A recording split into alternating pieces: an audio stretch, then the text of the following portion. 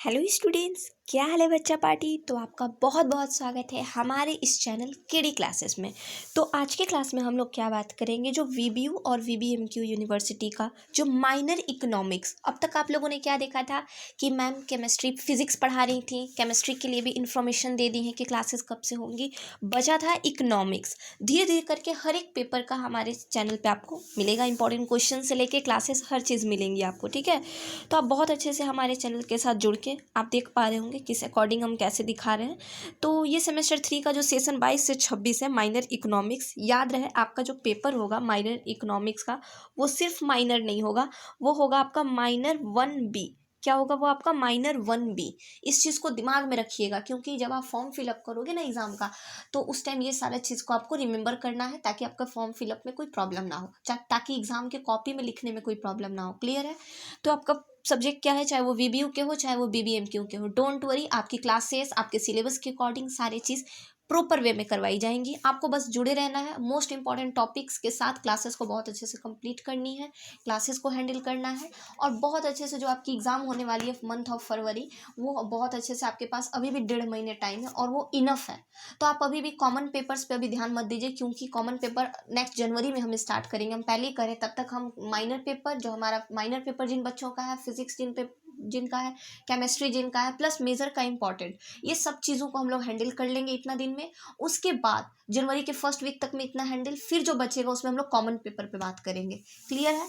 तो चलिए आपको हम बता देते हैं सबसे पहले सिलेबस, जो हमारा 4 ईयर अंडर ग्रेजुएशन पॉलिसी के अकॉर्डिंग सेमेस्टर 3 का है, उनके बारे में हम क्लियर डिस्कशन करते हैं, ठीक है। सबसे पहले हम आपको बता देना चाहते हैं कि आपका जो एग्ज़ाम होगा वो सबसे पहले आपका रिजल्ट के बाद होगा। तो अभी आपका रिजल्ट मतलब दिसंबर के बीच में आ जाएगा, 20-25 के बीच में।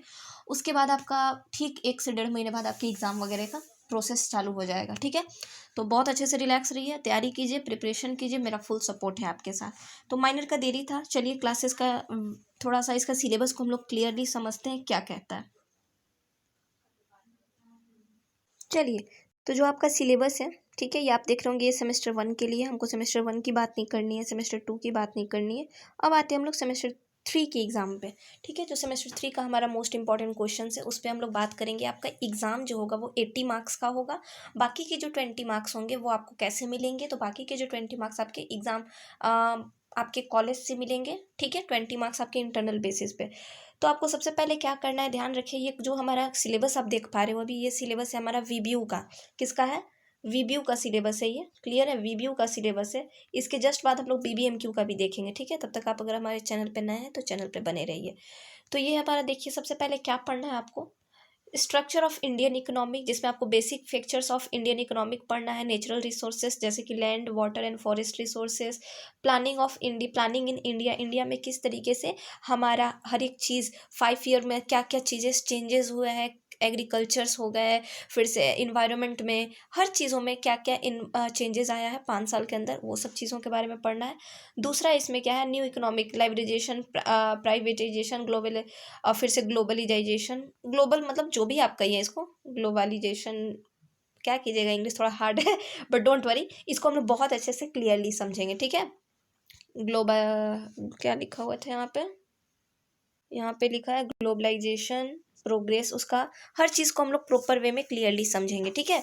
तो चलिए यहाँ पे हम लोग इम्पॉर्टेंट, और थर्ड पॉइंट है हमारा इम्पॉर्टेंट एरियाज ऑफ कंसर्न, जिसमें poverty, inequality, problem of unemployment, problem of rising prices, ये सब चीज़ों के बारे में हम लोगों को पढ़ना है, ठीक है। तो एक बार फिर से डिस्कस करते हैं हमारा सिलेबस क्या है। हमारा सिलेबस है student, structure of Indian economy, planning in India, और जिसमें ये टॉपिक्स दिए हैं, लाइब्रेजेशन, प्राइवेटाइजेशन, ग्लोबल ग्लोबलाइजेशन क्या कीजिएगा, थोड़ा वर्ड थोड़ा है, देयर प्रोग्रेस, उनका प्रोग्रेस, फिर से poverty and equality, problem of unemployment, problem of rising prices, ये सारी चीज़ें यहाँ पे दी हुई हैं, ठीक है।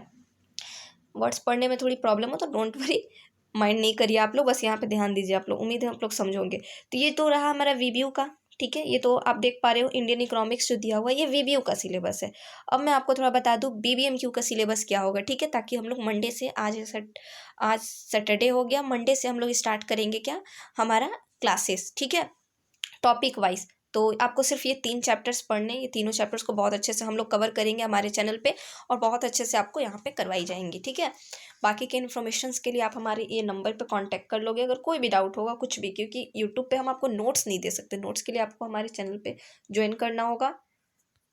इस नंबर पे आप मुझे इस नंबर पे व्हाट्सअप करके आप हमारे टीम के थ्रू ज्वाइन कर लीजिएगा। आपको नोट्स क्लास वाइज प्रोवाइड कर दिया जाएगा, ठीक है। तो चलिए हम लोग आगे बात करते हैं VBMQ के सिलेबस के बारे में, उसको थोड़ा समझते हैं। क्लियर? ये हमारा इकोनॉमिक्स का, ठीक है। इकोनॉमिक्स जिनका आपका कह सकते हैं इकोनॉमिक्स, आप देख पा रहे हो मैंने पहले ही कहा था कि आपका जो माइनर पेपर है उसका नाम है इकोनॉमिक्स माइनर 1B। 1B है आपका माइनर पेपर। सिर्फ माइनर लिख देने से आपका नहीं कहलाएगा कि आपका माइनर पेपर इकोनॉमिक्स है। आपको लिखना होगा माइनर 1B, क्योंकि यही चीज़ हम बता रहे थे बच्चों को, सेमेस्टर 1 के स्टूडेंट्स को, कि उनका माइनर 1A है, स्मॉल ए।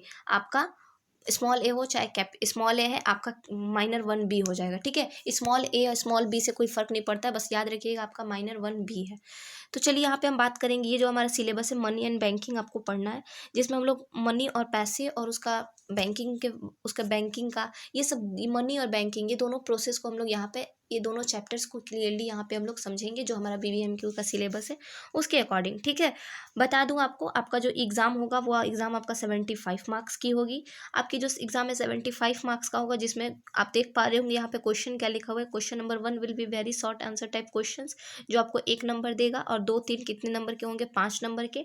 बाकी के जो क्वेश्चन होंगे वो 6 क्वेश्चंस जो होंगे वो 15 मार्क्स के होंगे। आपको अटेम्प्ट सारे नहीं करने हैं, याद रहे आपको अटेम्प्ट सारा नहीं करना है।